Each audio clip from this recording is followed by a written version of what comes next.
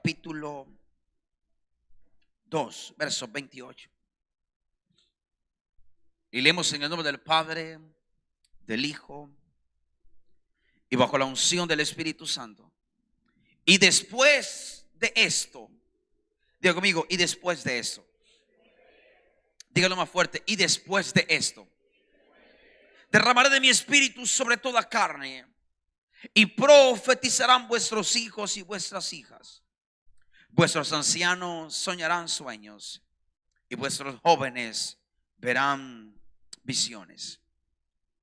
Y también sobre los siervos y sobre las siervas derramaré de mi espíritu en aquellos días. Y daré prodigios en el cielo y en la tierra, sangre y fuego y columna de humo. El sol se convertirá en tinieblas y la luna en sangre antes de que venga el día grande y espantoso de Jehová. Tome su lugar, por favor.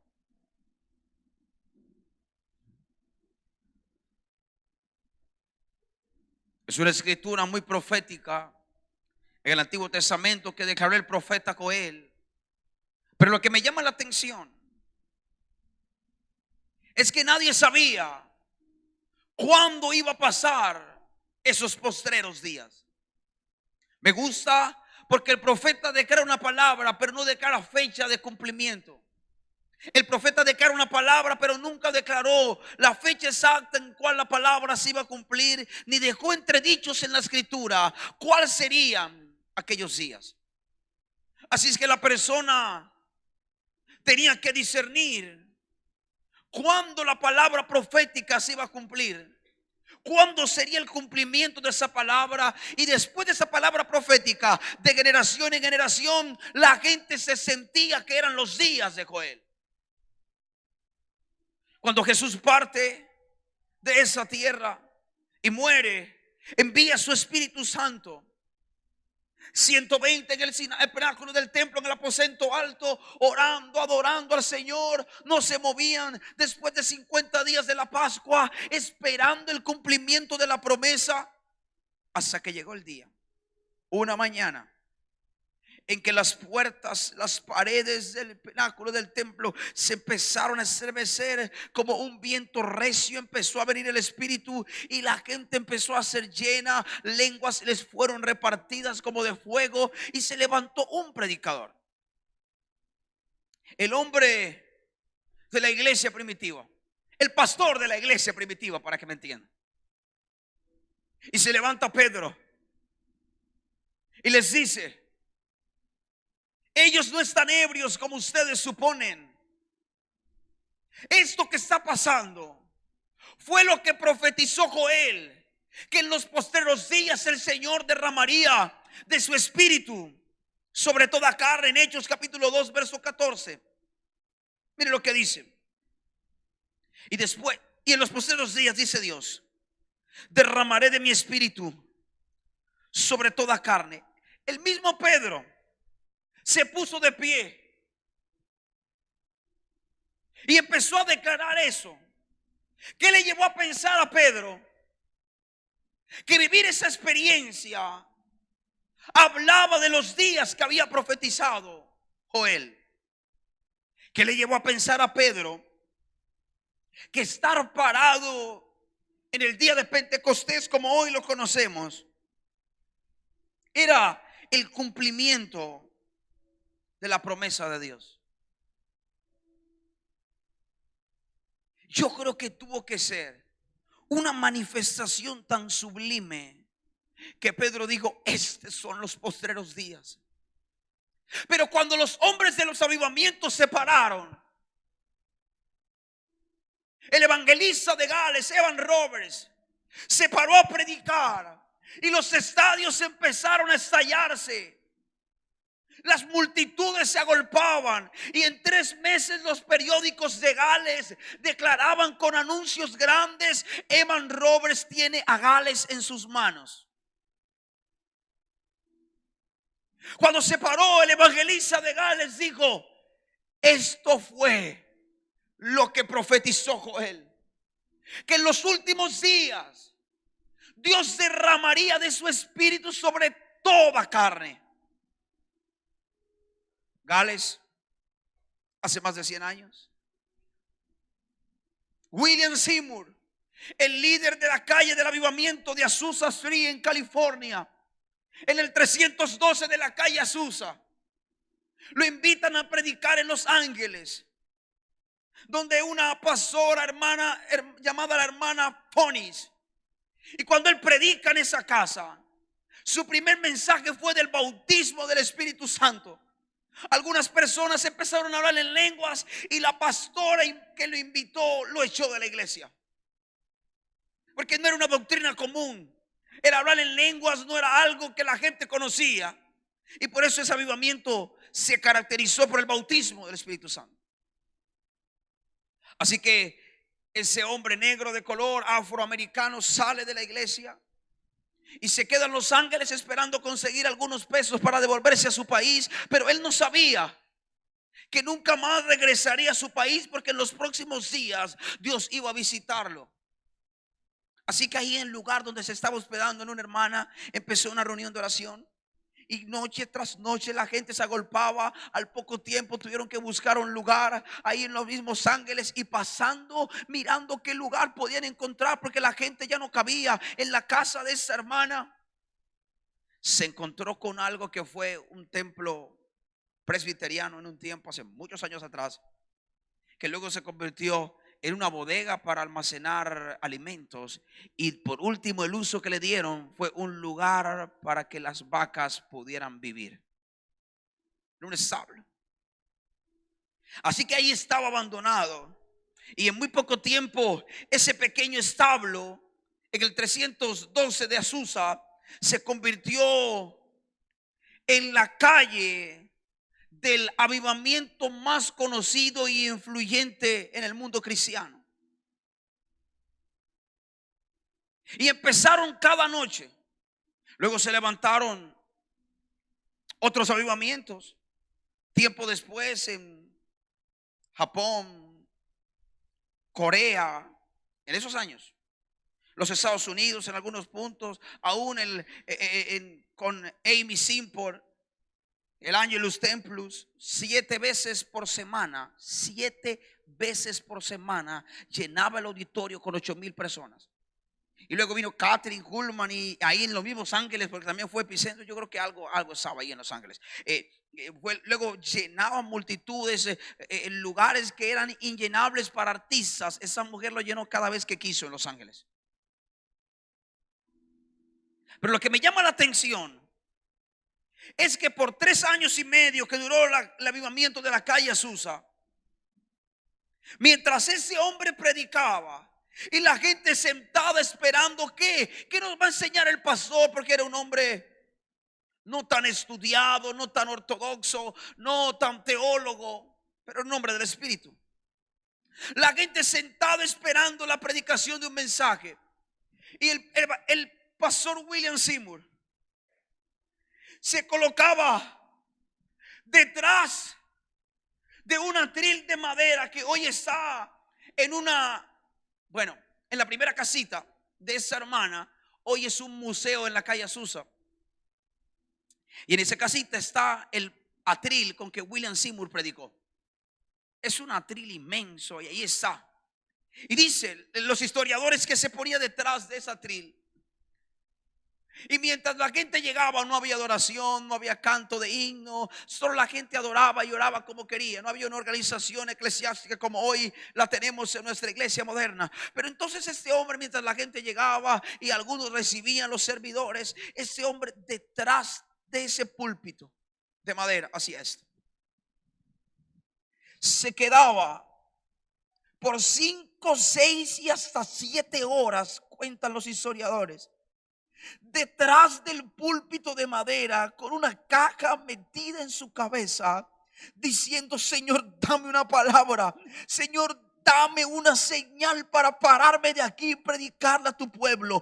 No soy indigno de poder pararme de ese lugar sin tener algo de tu parte que decir, porque si yo me paro en mi tiempo, tendré todo de mí que decir, pero no tendré nada de ti que impartir. Y era la oración de este hombre. Pero cuando este hombre se quitaba la caja y se paraba a predicar, dice y cuentan los historiadores que las sanidades empezaban a pasar, los órganos empezaban a aparecer, los brazos empezaban a salir. La gente a 8 cuadras del 312 empezaban a caer bautizados por el Espíritu Santo, y la gente que no sabía era golpeada por el fuego del Espíritu. Y cuando caía, la gente de la calle la levantaban y seguramente decían: vamos a llevar a la iglesia porque tiene que ser de la iglesia de la esquina. Pero cuando la gente despertaba, estaba dentro de la iglesia y decían: ¿y yo qué estoy haciendo aquí? Y le preguntaron: ¿cómo entraste? No, yo no entré, seguro alguien me trajo. Yo estaba caminando 8 cuadras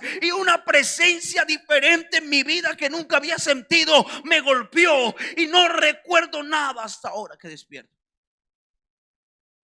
La gente a 8 cuadras eran bautizados por el Espíritu Santo sin saber qué estaba pasando. Ahí yo entendí por la historia de ese avivamiento que el bautismo del Espíritu Santo no llega sobre el que sabe, no llega sobre el que Dios quiere.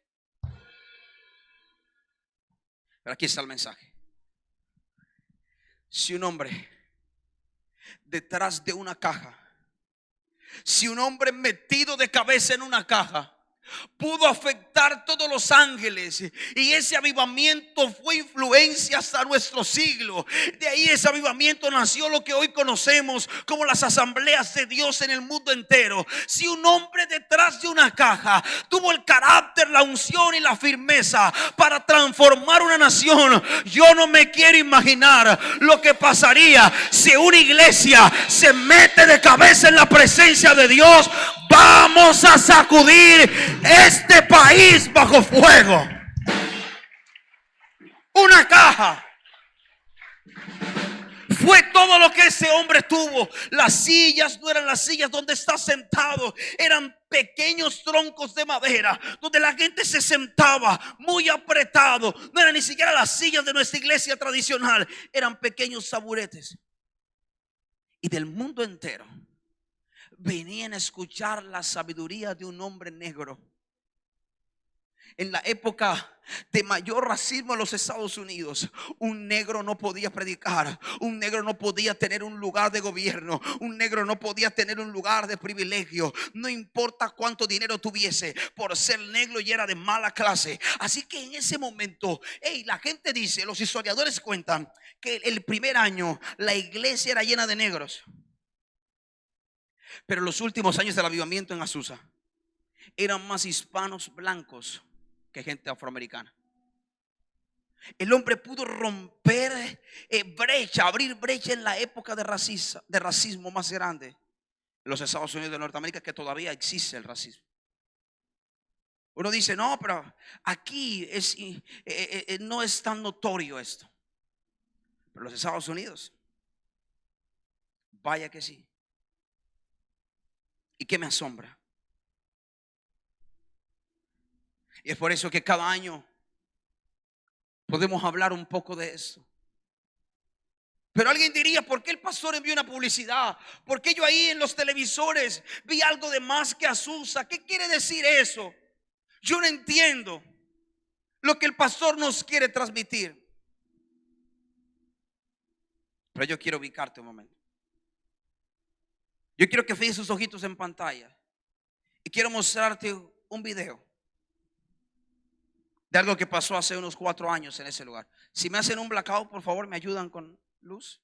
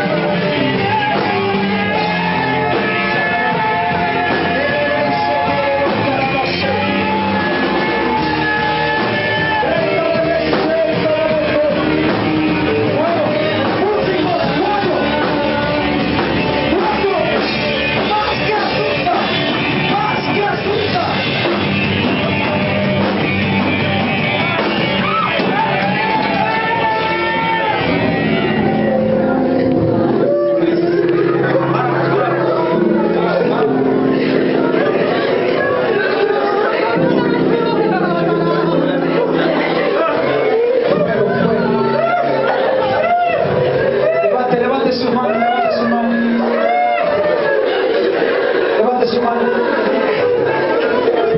Levante su mano.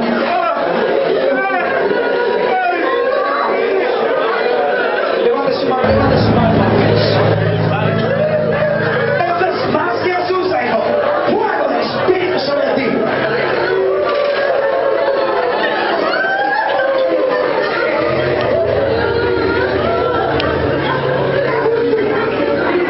Cares. 26 años Evan Roberts. Y le pidió a Cares un avivamiento. Jóvenes que piden un avivamiento. Toca a esos jóvenes, Señor. Fuego sobre ellos. Fuego, decímelo, fuego. Veo asma desaparecer. Fuego sobre ti.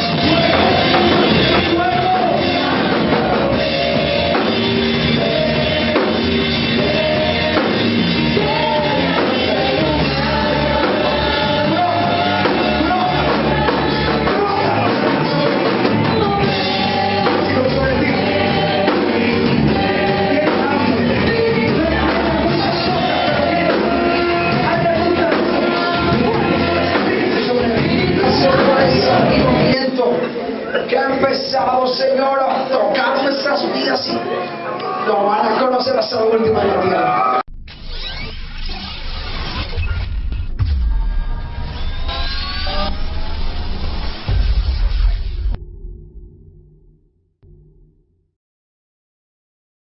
Pudieron ubicarse porque más que Azusa. Y les cuento un poquito por qué el video. Perdonen la calidad, el movimiento. En ese momento no grabábamos videos, no habían cámaras, no hacíamos video, grabábamos los audios en YouTube, solamente hacíamos eso. Y la persona que estaba tomando fotos esa noche, al ver lo que estaba pasando en la atmósfera, quiso grabar con la cámara de fotografía lo que pasó. Y creo que sirvió para hoy tener algo de qué hablar, por qué más que Azusa. Eso pasó en el servicio. Usted dice, pero eso pasa aquí siempre. Pero hasta ese día, a ese nivel no había pasado. Por eso ese servicio marcó un antes y un después para nosotros. Pero ¿cómo funciona eso? ¿Cómo fue que pasó eso de más que Azusa? Martes por una noche madrugada, estaba soltero en mi casa, durmiendo en mi habitación de soltero, y el Espíritu Santo me levantó. Tú sabes cuando es Dios que te levanta y sabes cuando es las ganas de hacer pipí que te levanta. Sí, porque tú puedes aprovechar a hacer pipí y quedarte orando, está bien, pero cuando es Dios que te levanta, pasa algo como aquí. Estás dormido y de pronto se te quitó el sueño. Y lo primero que viene a la mente es, busca su presencia. Ese es Dios. Así que me pasa. Me levanto y el Señor me dice, avivamiento de Azusa. Yo sabía lo que me estaba diciendo, que leyera otra vez de Azusa. Pero yo decía, yo me sé la historia de memoria, me la he leído. Porque mis hermanos, yo no hablo de avivamiento en esos 3 días que oramos por el Espíritu Santo y clamamos por Gales, Toronto, Canadá. No. Desde que me convertí, mi pasión fue avivamiento. Y Espíritu Santo, por eso he leído todas las historias, todos los avivamientos en la historia. Así que le dije, Señor, pero yo me sé la historia, yo sé lo que dice, así que voy a leer lo mismo, no hay nada nuevo más. Pero esa madrugada encontré algo que nunca yo había leído. Encontré que el líder del avivamiento de la calle Azusa, William Seymour, se levantó en un servicio avivado. Los historiadores dicen que la Shekinah, la nube de la gloria, visitaba el lugar por servicio y no había escuela de niños, iglesia infantil, escuela dominical, como tú quieras llamarle en tu lugar. No había escuela de niños porque detrás de la iglesia, a la puerta, había una nube de gloria que estaba descendiendo y los niños jugaban con esa nube. El Espíritu de Dios era su maestro de escuela dominical.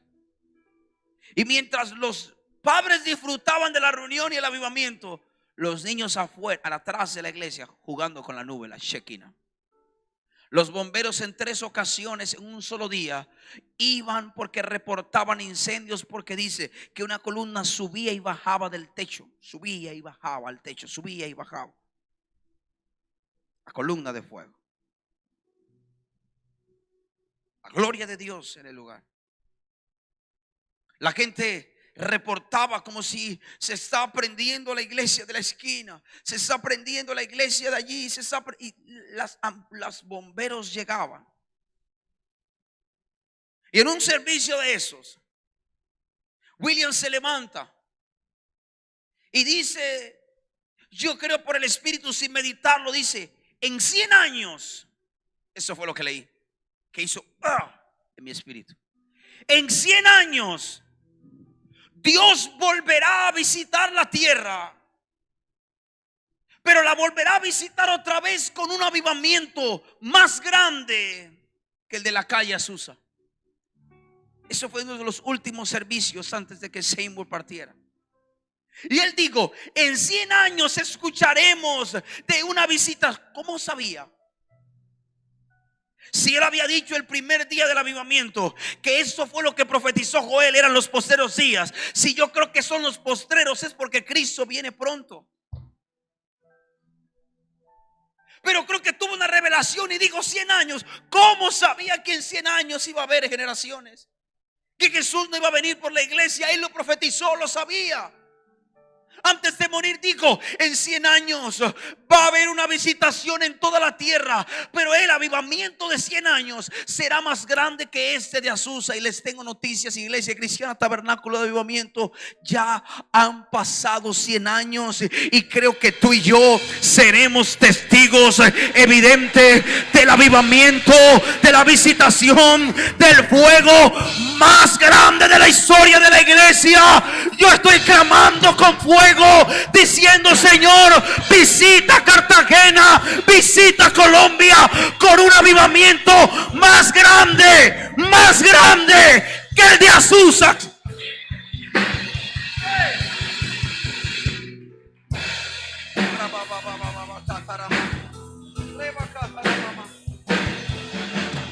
Pero si hay algo que hace que un avivamiento no se propague, en palabras del evangelista Carlos Anacondia, un avivamiento es como una gripa, se contagia fácilmente. En palabras de Wesley, arde en el espíritu y verás como otros vienen del norte, del sur, del este y del oeste solo para verte arder. En palabras de Charles, es palabras de Smith Wigglesworth, decía: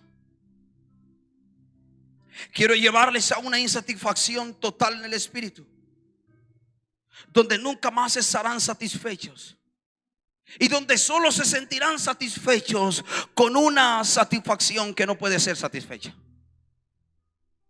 Ahí a ese lugar los voy a llevar, decía Willis. Evan Roberts decía: se debe cooperar con el Espíritu Santo para poder obrar con poder. Catherine Kuhlman decía: el Espíritu Santo no es la tercera persona de la Trinidad.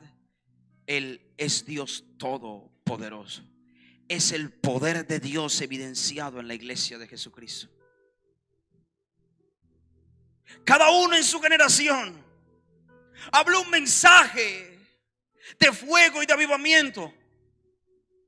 Un día John Wesley salió a evangelizar a los indios norteamericanos y viajó en un buque por 3 meses. Esas fueron palabras de él. Un pequeño hombre en su biografía que encendió grandes ciudades en avivamiento. Dice que se fue a evangelizar a los indios estadounidenses. Pero cuando llega a evangelizarlos se encuentra con una sorpresa. Estos indios estadounidenses que hablaban solo su idioma y algunos inglés, empezaban a orar y a cantar cánticos de adoración en un lenguaje que él no conocía. Así que como pudo con intérprete les preguntó: ¿cuál es ese idioma que ustedes hablan? Y uno de ellos les dijo: es el bautismo del Espíritu Santo. Él nos bautizó y hablamos en lenguas angelicales. Y dice Wesley, 4, 5, 6 meses después, cuando llegó a Inglaterra, dijo: fui a evangelizar a los indios de Norteamérica, pero cuando estuve con ellos me di cuenta que yo mismo ni siquiera había nacido de nuevo. Y entendí que un ungido afecta a otro ungido, que alguien bajo fuego va a prender a otros bajo el mismo fuego. Y es lo que quiero enseñarte esta mañana. Si alguien puede arder en el espíritu, la gente que está al lado también va a empezar a arder. Un avivamiento enciende a otro avivamiento. Un ungido inspira a otro ungido. ¿Sabías que los avivamientos se encendieron porque tuvieron contacto con otro avivamiento? Y eso no lo va a escuchar de ningún predicador, porque nadie es tan humilde como para reconocerlo y decir: yo sé de dónde viene. Porque a veces creen que se levantan solos, incluso los salmistas, adoradores. De pronto no lo dicen. ¿Sabe por qué? Porque no hay humildad dentro del corazón, y por eso la unción no va a otro nivel.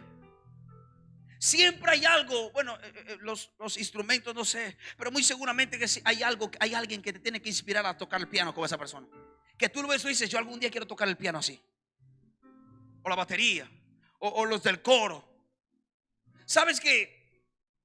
Tú terminas haciendo, yo no sé cómo se llama eso, en la voz, no sé, bueno, no sé cómo se llama eso a nivel musical, pero tú terminas adorando y haciendo muy parecida la voz al adorador o salmista que tú escuchas continuamente. Sí, es influencia, pero no sé cómo se llama eso en la voz. ¿Cómo se llama? ¿Cómo se llamaría eso en la voz? Cuando yo hago la voz, y yo no tengo la voz así, ¿cómo se llama? ¿Cómo se llama eso? Melisma. Melisa.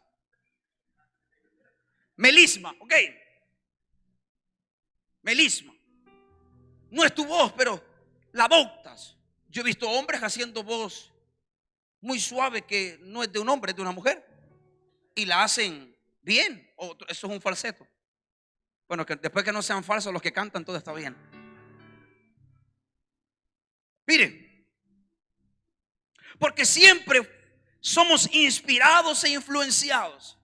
Ayer estuve en un discipulado general en una de las iglesias de nuestra cobertura, que no me gusta decir cobertura, pero no encuentro otra palabra para usarlo. Creo que el año que viene tengo que decirle al Señor: cámbiame esa palabra, porque, ay Dios mío, lucho con esa palabra, porque suena como tan evangélica por allá.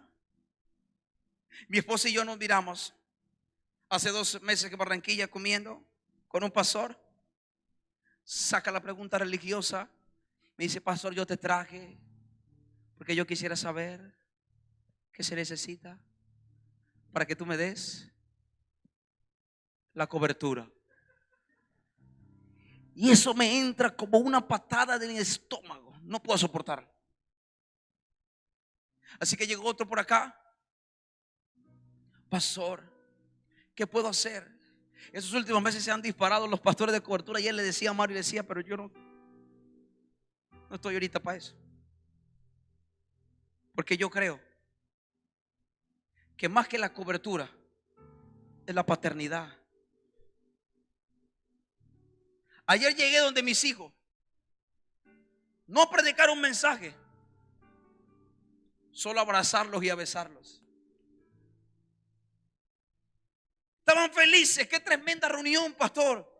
Pero luego subimos a su oficina y estábamos riéndonos, compartiéndonos, molestando a uno, hablando de otro, aquí, ahí, mira, y este que no sé qué, y este no se ha casado. Y en un momento de la reunión la paré y le dije: esto es cobertura,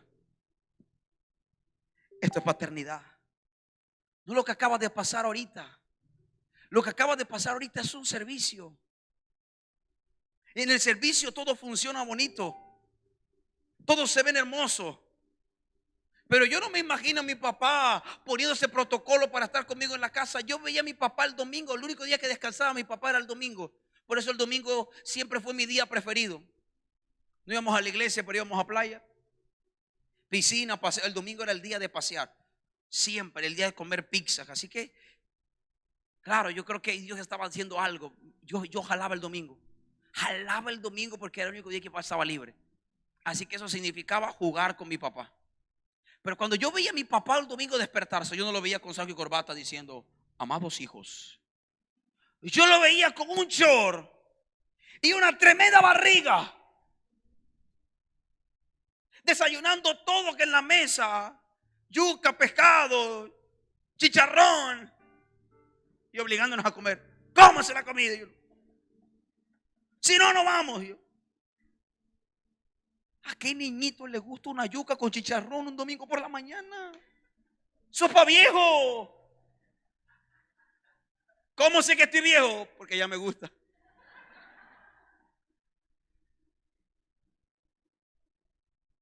Escuche bien. No había protocolo. Sabía que la paternidad espiritual va mucho más allá de lo que usted ha creído. Ayer enseñé algo que no había enseñado nunca en la iglesia. Algún día se lo voy a enseñar, pero lo voy a hacer en un discipulado primero.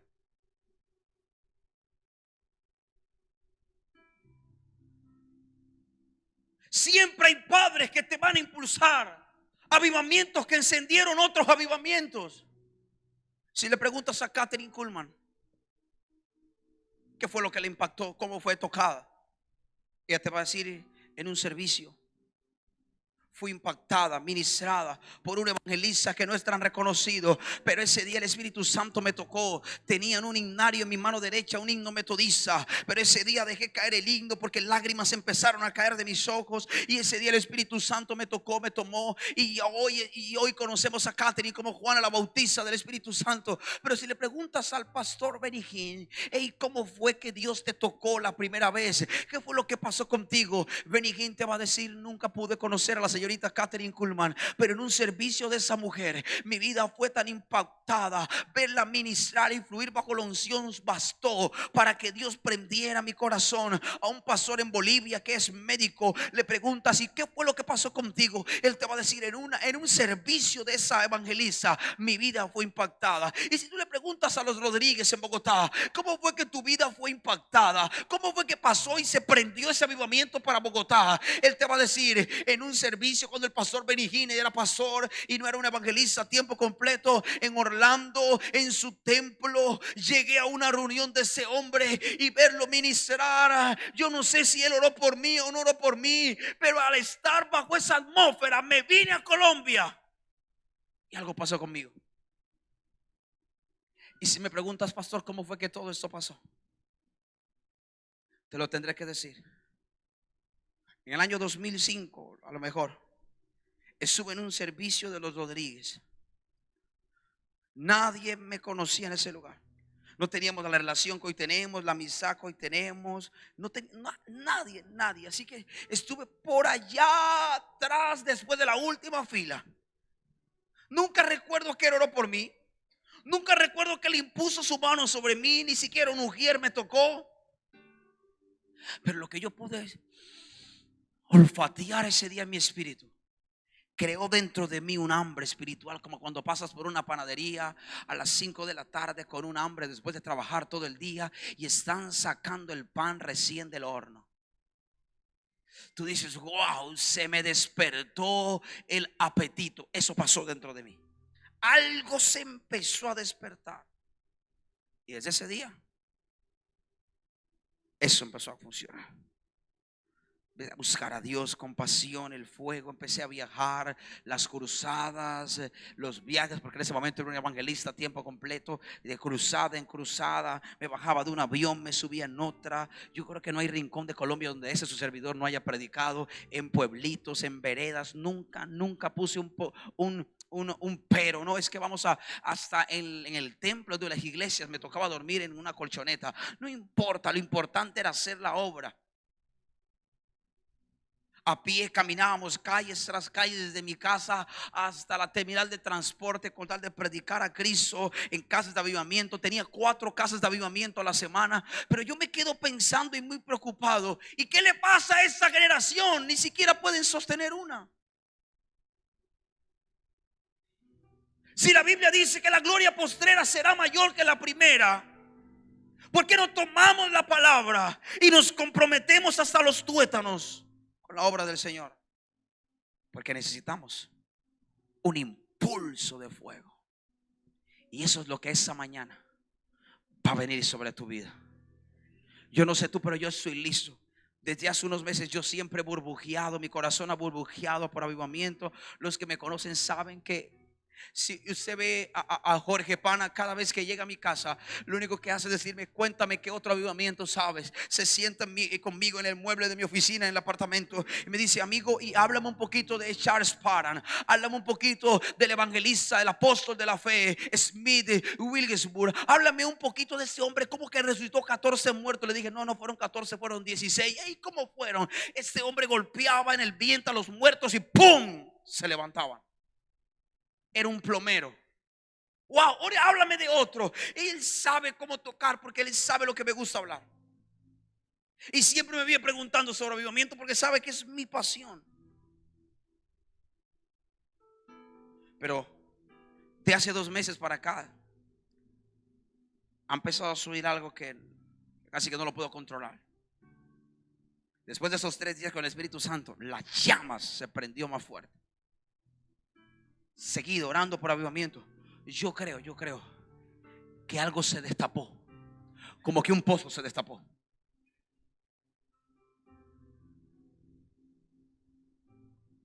Pero ¿sabes qué me preocupa? Eso me preocupa. Que tengamos nosotros agenda hasta marzo del 2020.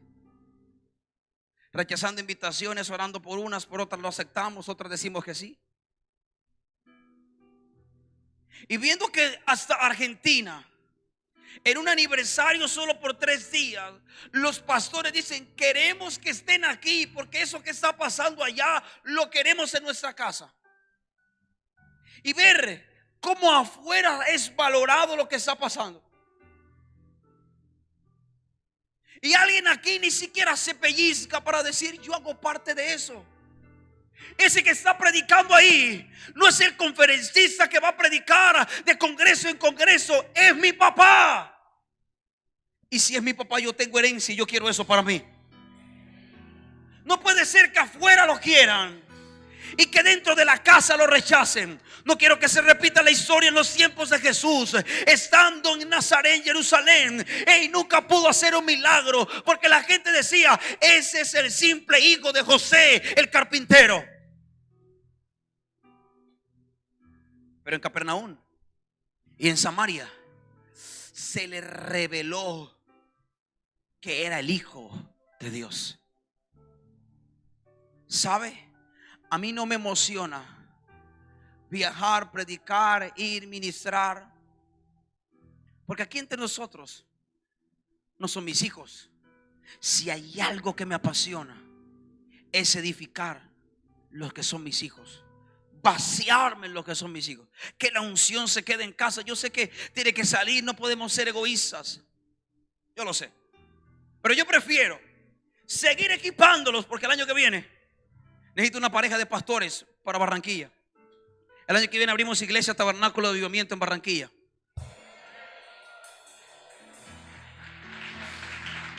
Por eso no voy a dar cobertura en Barranquilla.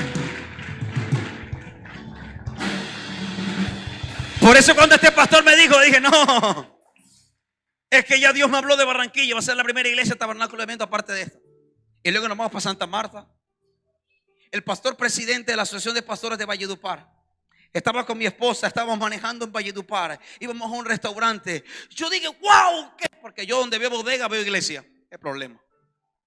Digo: wow, ahí quedaría tremenda iglesia. Y dice el pastor Antonio: Valledupar necesita un tabernáculo de avivamiento. Y yo me quedé mirando con mi esposa. Yo dije: wow. No lo estaba diciendo el hermanito emocional, lo estaba diciendo el presidente de la Asociación de Pastores. ¿Quién sabe si lo vamos para Valledupar? ¿Quién sabe? Río Hacha. Se queda el pastor que viene allá. ¿Quién sabe? Pero 2020 es el año que Dios va a usar para empezar a hacer focos de avivamiento. Que lo que está pasando en la casa se vaya para Barranquilla, se vaya para Santa Marta, se vaya para Valledupar, se vaya para Bogotá. Que hijos de esta casa empiecen a ser enviados bajo legalidad y paternidad a prender esta tierra bajo el más grande avivamiento de la historia de la iglesia. Nos vamos a tomar Cartagena. 2020 es el año donde vamos a pisar escenarios, porque yo veo los próximos Avivafest repleto, estadio repleto, la gente diciendo: yo vine por una palabra, yo vine por un milagro.